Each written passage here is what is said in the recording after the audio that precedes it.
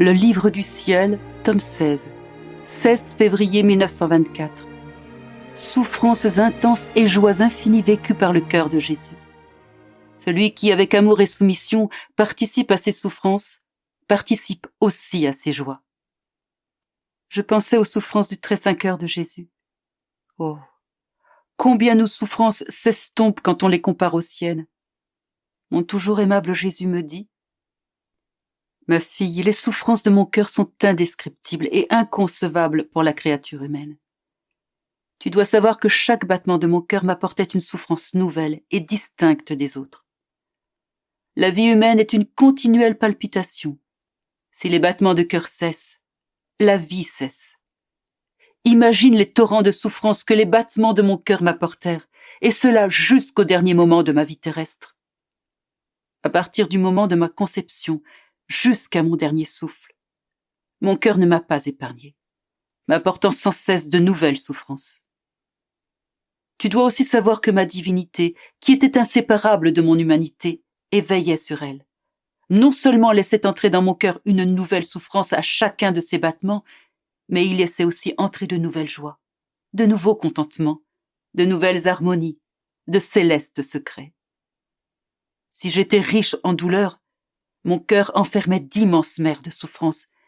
J'étais aussi riche en bonheur, en joies infinies et en douceurs incomparables.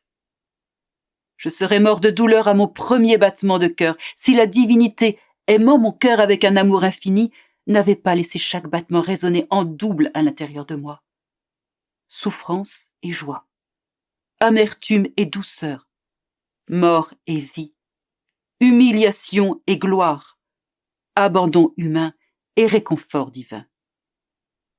Oh, si tu pouvais voir dans mon cœur, tu y verrais concentrer toutes les souffrances imaginables desquelles les créatures ressuscitent à une vie nouvelle, ainsi que tous les contentements et toutes les richesses divines qui coulent en lui comme des fleuves et qui sont répandus pour le bien de toute la famille humaine.